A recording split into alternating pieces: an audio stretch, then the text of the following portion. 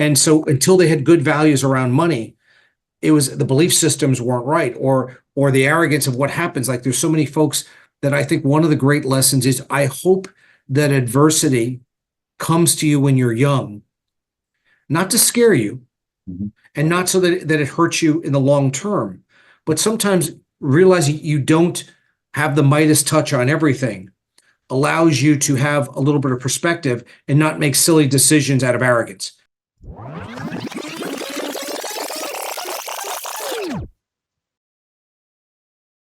Hey everybody, welcome back to another episode of the Richer Geek Podcast. Today's episode is brought to you by REI Words, your go-to SEO agency for increasing traffic to your website. Check it out at reiwords.com. Today, we have Mark Murphy, CEO of Northeast Private Client Group. He's an accomplished author, speaker, motivator. He's revolutionizing the financial planning and wealth management industry. He helps entrepreneurs, like a lot of us, achieve multi-generational wealth through personalized strategies, leveraging his strategic planning and financial engineering expertise. Forbes has actually ranked him as number 1 financial security professional in New Jersey and number 15 nationwide. Actually, number three nationwide. That was I went 15-3. Well, there you go. Congratulations. He also has a book that we'll get into a little bit, The Ultimate Investment. It's #1 bestseller and new release on Amazon. How you doing, Mark?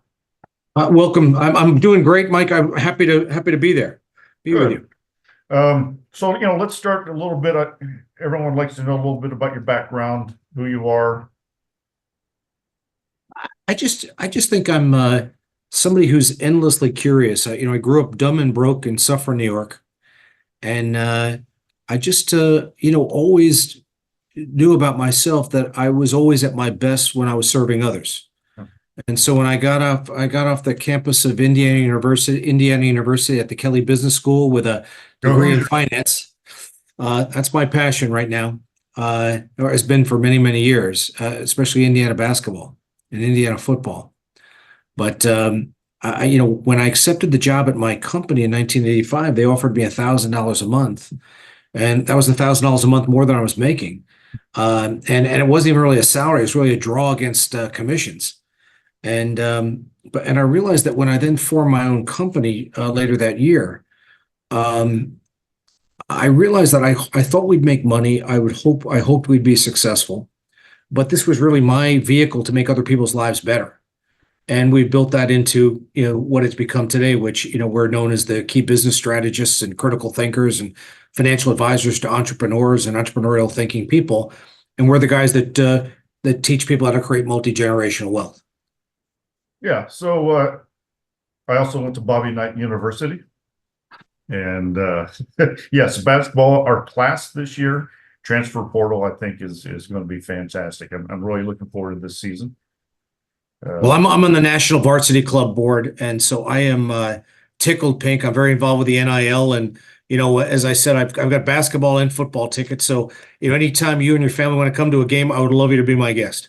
Absolutely, thank you very much. Now, there's a lot of commercials. There's a lot of. It seems like we're getting inundated with financial strategists and financial planners. What differentiates yourself from all these other firms in the industry that everyone sees? I think it's that, Mike. I think that money market CDs, IRAs, 401ks, stocks, bonds, mutual funds, blah, blah, blah. Most of our clients have some or all those assets. Most of our clients will have some or all those assets all their life. But at best, they're inflation-adjusted holding tanks. If Bill Gates was on this call today, he wouldn't say I'm worth $110 billion because of my 401k. True wealth is created in one of 3 areas. It's investing in your business or some other operating company. It's investing in real estate. It's financing deals. I'll leave out divorce and inheritance. And I think that primarily it's whether you own a business or you just have an entrepreneurial mindset. I always say it's all BS. It's all belief systems. And it's about an entrepreneurial mindset of how you think about money, how you think about your life. And I think that success is not defined just by wealth. It's defined to me by having a life by design, as my friend Dennis Marvel says, a life by design. So you're designing your life to be successful in all areas, not just financially. Yeah, that's very good. Because a lot of people really don't know anything outside of maybe their IRA, their 401k, whatever their job gives them. And then they don't know how to go about choosing a person. This fiduciary thing, not fiduciary. There's some terms out there that people just don't understand. And they get kind of caught up in this fund, this bond, you have to do the S&P 500, you have to do these certain things because they get all this information. What would you ask, or what would you tell someone that's looking at the different options, especially in this type of time period? And we'll get into this, a little bit later on, but someone's just going to your website and saying, I don't even know what any of this stuff is. Someone's telling me that I have to do the index. Someone says, hey, put some money in risky stuff. What are you telling the first timers? Well, I'm telling people that I go back to the life by design, and I want to sit back and go, what ultimately does your life look like? Meaning, what do you aspire to do, or your aspire your life to look like? And then how do we reverse engineer it to get there? So before you decide where to put your money or what to do, I think it has to start with a visualization of what you want your life to look like, and what your career should look like. I think people should, not that, I think sometimes you plan your life too meticulously, God has a way of laughing at you. But at the same time, I think things don't happen by happenstance. I'm not going to, sit on my couch and eat Cheetos and the world's going to come to my feet. I think it's going to come because you're going to go do it with intentionality. And I think you want to create a strategy, not just a plan, but strategy, a plan and a strategy around that plan. And I'm just a big believer that people are not planning. I think that more people are spending more time planning a family vacation than they're working on their finance.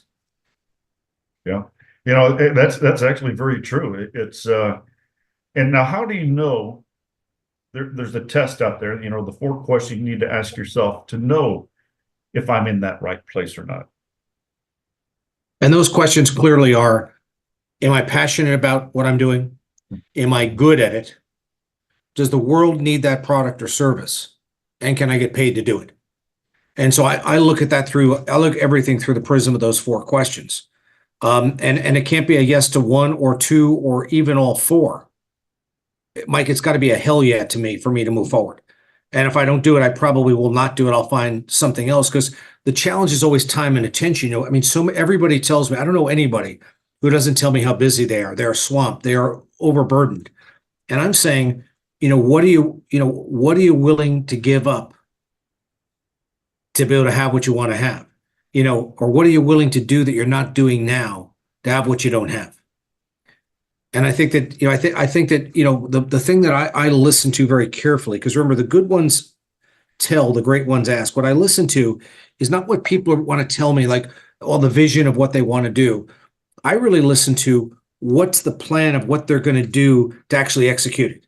Because everybody wants all the prizes and the money and the rewards and the titles and all the glory that comes from being successful in doing the job and doing the work. But they're not willing to put the time in to be able to go do that. They just want it to magically appear and like they're entitled to it. And I think you got to go get it. You got to do the work. Yeah, and especially for those, when you say doing the work, how about those people that feel like I should probably just do this by myself? I think that I was thinking about doing the same.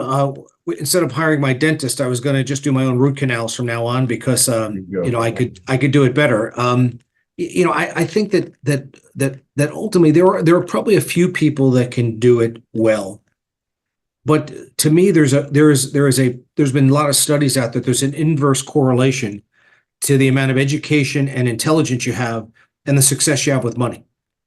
That the smarter you are, the worse you do, because for so many people, there's a level of hubris around it. And as we know, hubris is the ruination of all who have it. And I think the idea is that like I think in life, you can grind things out, and you can get a 1x or a 2x or a 3x return on whatever that money or that event or that business or whatever. But if you want to get a 5x or a 10x or a 20x, it's about collaboration with other like-minded people to help you be able to get what you need to do. Yeah. And I think that ultimately, I think what for most people, if you're talking about personal finance versus business finance, they're similar but very, very different. Is that if you look at yourself as the person in the center of the universe, and almost like a sun where rays are coming out of the circle. Mm-hmm. I think most people that I know have somewhere between 5 and 15 we call micromanagers. They have an accountant, they have an attorney, they have a property and casualty insurance agent, a life insurance agent, a money manager, a pension advisor, a consultant. It depends who you are, what kind of people you have left. Some people have very few, many people have, many more. Mm-hmm. But most of these folks don't know each other. And so one of the things we try to do is help coordinate and integrate the micromanagers. And if you've got good people, let's make them better informed and have them work harder and more efficiently for you. And if you got some folks that really aren't up to speed or not up to speed where you are or where you're going right now, let's get them replaced with people that are like-minded to you and espouse your values and your ideals and your vision of where you want to go. Yeah, and I think that is very important. Instead of, I've seen financial advisors say, no, this is what you need to do. And I'm looking, why? Well, unbeknownst to me, it's because he makes 5% on the front end and 5% on the back end, and then he tries doing things. But I couldn't get that why. Why is this good for me? And I think it's that relationship is extremely important for someone to trust with their money. That this is their livelihood. And it's very important to know this person and trust them. Now, how do you get, we've talked a little bit about getting it going and starting it. I like this one phrase. It's called going from paychecks to going to Playchecks. I think that's what all of us want to get to. Well, I think ultimately what we want our clients to do is we want them to set up, as somebody who manages not millions of dollars, but billions of dollars. For somebody that, there's really dozens of asset classes. But for our purpose, there's only two. And we call them Paychecks or either free capital or Playchecks.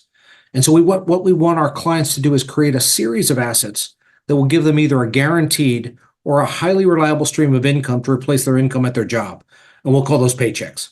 Yeah. But we also want them to have another series of assets where you can spend it, you can save it, you can give it away. But the important thing is it will not be responsible for producing income for your family. So if you have both Paychecks and Playchecks, that's financial freedom. Yeah, and that's exactly what you want. It's like you need that paycheck. You want to be comfortable. Man, as soon as you start getting some wealth and you have that Playcheck, then it just starts having a little bit more fun. It's about AR, annual recurring revenue, is important for people because that's the biggest risk people have is the loss of the biggest risk I think people have. There's lots of risk, but the biggest one is the permanent loss of income. And Yep. so that means if you get disabled, but it really also means if you retire, where you're going to get that income replaced so that you can retire or you have the opportunity to retire if you choose to do that. Yeah. Yeah, because you can't rely on so many people say, well, I'm going to get Social Security. I'm going to get, this and that. And I'm like, I think younger people will probably never see the Social Security or any of those type of things. I talk about, I mentioned belief systems, or you may answer a question, which I'm going to go back to, where you talked a little bit about, differential mindsets, or, you said, should I put the money in the S&P 500 index, or should I put it into, some other vehicle or this or that or the other thing? And I think the issue is one of my least proud moments in my career that I was so proud of at the time, and I look back and I'm not proud of, is I would come and sit with somebody and they'd be in a mess. They had a lot of debt and they had, I'll call it bad values around money. And what I did is I restructured their debt. I cleaned it up. I did all kinds of things to help. If they owned a business, I helped them grow their income or grow their business. And then you check back in a year.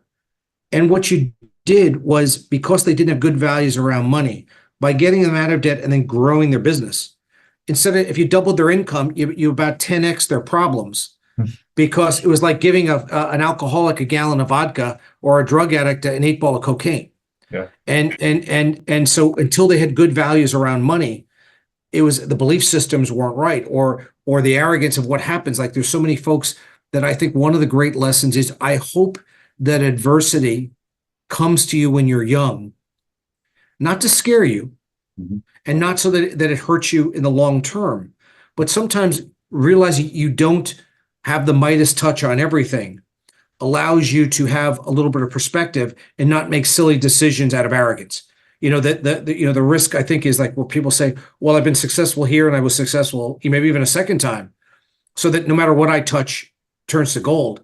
I see a lot of people out there making a lot of silly, foolish decisions that they're going to wake up one day and go, oh my God, what did I do? I screwed the pooch. Yeah. Now, you did this and it was a lesson learned. What is your belief now? How did you switch what you're doing now than from when you made those errors in the past? Well, I think that there's a couple of things. One is that the simple answer is, there's only three things you can do with your money. You can save it, you can pay your bills, or you can spend it. If you do it in any other order, there's never any money to save.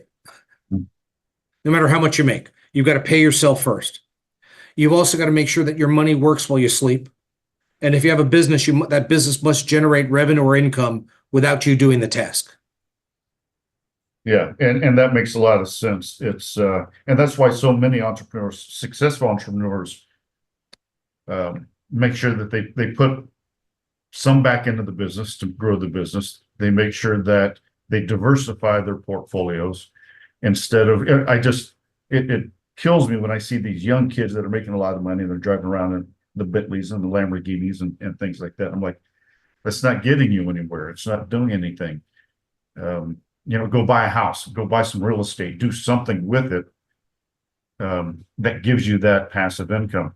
Now let's dive a little bit into your book, The Ultimate Investment. Tell us a little bit about what that is, what's in it, and why we should pick it up. Well, we should pick it up because my mother would really appreciate if you bought a copy, if you bought the book. But other than that, the other reason would be that one of the things, and we've kind of expanded on it since then, and I've trademarked it, is the pyramid to create multi-generational wealth. And I think that the number one reason why people do not succeed, or do not succeed as great or as well as they should succeed, is because they don't have cash confidence. Meaning, in life, you got to start with cash confidence. That cash confidence can either be, money that's liquid and available to you, or a stream of income that is reliable to you. That's what I mean by cash confidence. Because remember, the best deals are made when I have cash and somebody needs money. I've created a lot of my wealth when I had money and other people needed it. The second thing is, it's hard to go long-term in a plan because life is not fair and it's not level and it's not, arithmetic. The world goes like this. And so you must have enough staying power by having enough cash confidence to be able to withstand a bad quarter or a bad year or a bad event. And so it starts with cash confidence. The second thing we talked about is, if you only have $1 to invest, the best place I suggest people put is in their money machine. And so for people that own a business, I'm very simple. If you're an expense, you're on the chopping block. If you're an investment, as long as I can get a 4 or 5 to 1 return on my money or more, I have an unlimited appetite for investments. So I want to feed my money machine first.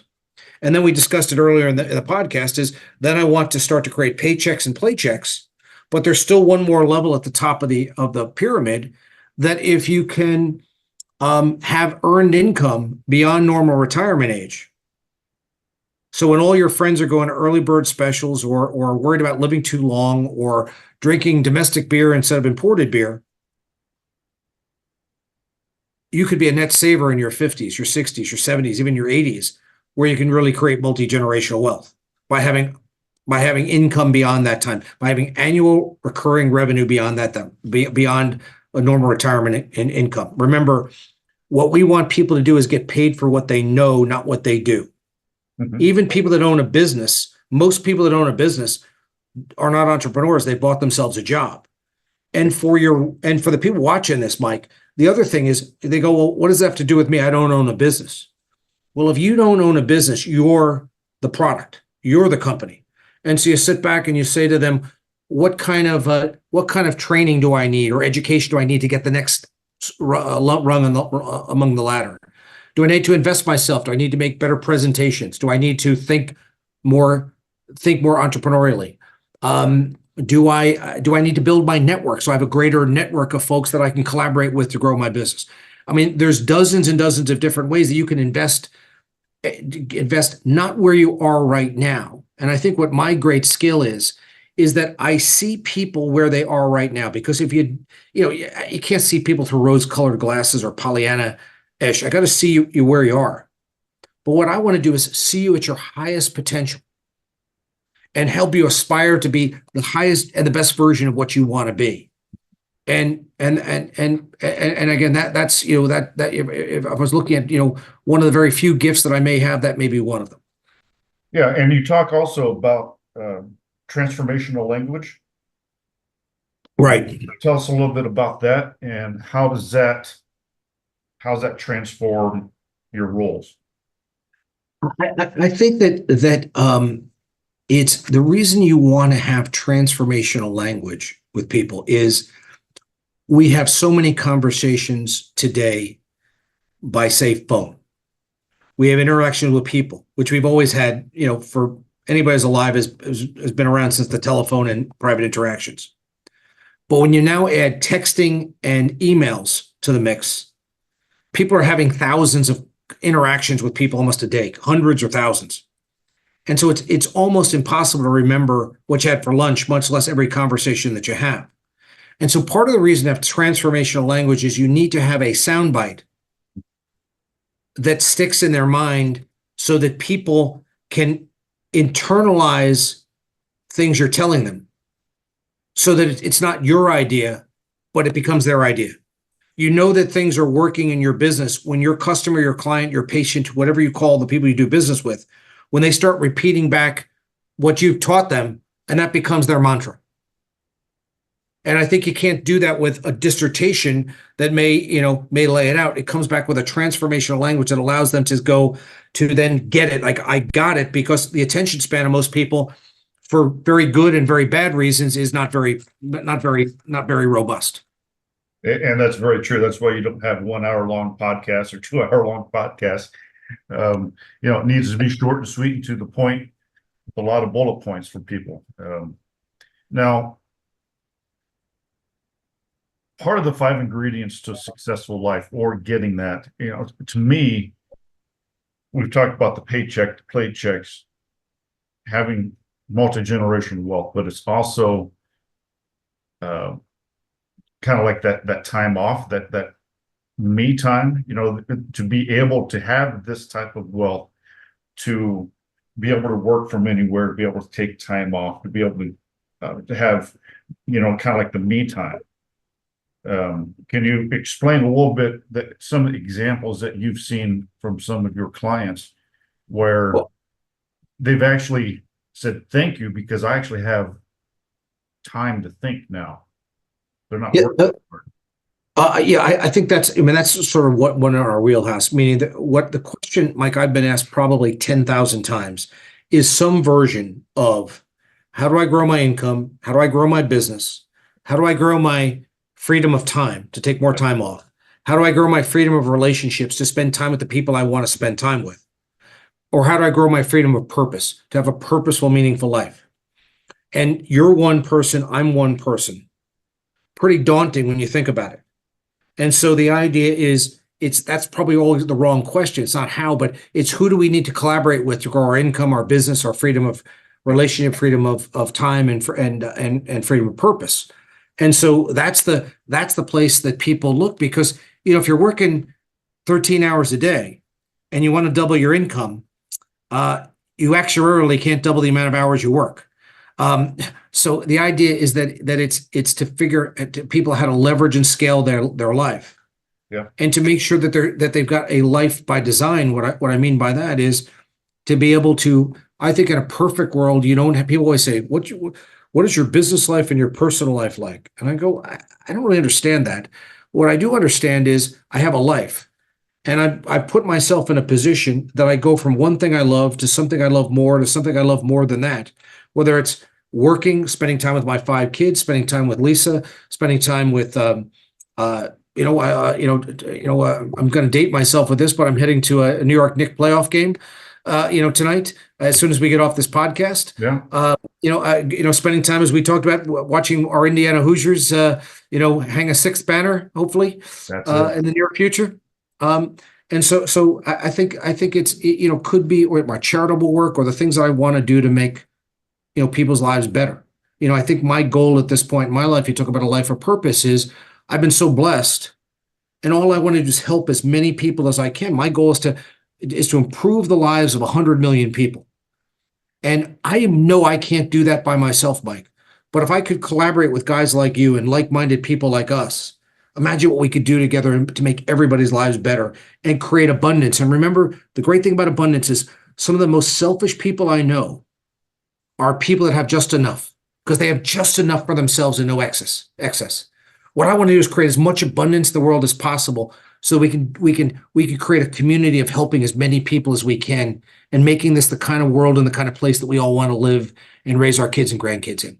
Yeah, and that's profound. It's something that I do in my business. Is, I have it on the wall in my office. It says, I want to build a life I don't need a vacation from.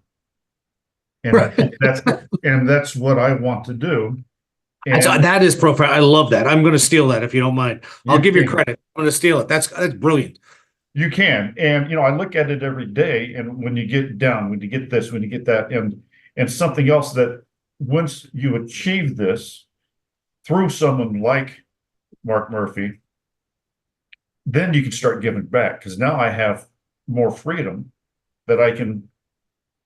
And ladies and gentlemen that's listening, you can now go to charities, charities. You can give back in ways that you didn't think, well, I don't have time to do this. So build that life, having those paychecks and playchecks, and then all of a sudden it's like, oh, wow, now I can get involved and give back. And you can't do that alone. It's very, very difficult to do that alone. And that's why you're always saying, I think several times during this podcast, you're talking about your inner circle and choosing your inner circle wisely. And it's very, very important, isn't it? Yeah, I mean, it's like, I think that everybody who's watching this would say that somebody has said something to them at some time that ruined their day. I realize you don't want to give people control over how you feel about yourself, but they, if so, like myself, I put on a few pounds over the winter. I go, somebody, you've gotten fat. Well, that's not going to make me happy. Maybe I'll go have better, watch what I eat and move my body a little more, but it doesn't make me feel good. Or when someone says, I just want to call you and tell you that you spoke to my son the other night and it changed how he thought about his life. And I just want to call you and thank you for that, because he's a different person since you spoke to him. Or thank you for something. And you go, I'm 6'2". When I have that conversation, I'm 7'2". And so we can make somebody's day, or we can ruin someone's day because of what we're doing. So imagine if we create a community, an ecosystem around us of people that are like-minded, that know there's no right way to do the wrong thing. And imagine the creativity that we can have to inspire each other to create this incredible synergy where 1 + 1 doesn't equal 2, or 1 + 1 doesn't equal 1.5. 1 + 1 equals 5 or 10 or 20. That's where I want to be. Yeah, and that's, I think all of us, just most of us don't know how to do it, don't know how to get there. They need help, and they need that professional, that mentor. And no matter how successful you are, you still need the mentors, you still need the coaches, you can never stop learning, can you? No, I think that is, that to me is sad. When I would say a few things in life. There are no finish lines. There's only milestones. And so I think there's something sad when you see people that have stopped learning and growing, that they have fully formed and they've arrived. And what happens is your future has to be bigger than your past. So what you see people is who stop learning and growing, their world goes like this. It just starts getting smaller and smaller and smaller. I always have a theory that people don't die; their life gets small. It gets, just gets too small, or people stop having excitement in life. Part of the challenge of not retiring is there's a lot of challenges. I'll tell you. I mean, so for some people, again, there's some people I know who've retired and they go, "Oh my God, this is like going to summer camp for senior citizens. I should have retired 5 years ago." Yeah. But for every entrepreneur I know, if they were to do that, their mind must always be in creation and fascination mode, always learning and growing. When you retire, structure goes away. Team goes away. You got a team in your business. You got no team in retirement. That's right. No risk, no reward, no excitement. Bleh. And last but not least is the applause stops. There's nobody saying, "Hey, Mike, oh my God, that's I'm going to steal that sign on the wall. That you just said. Oh, you just said something profound. There's nobody applauding when you retire.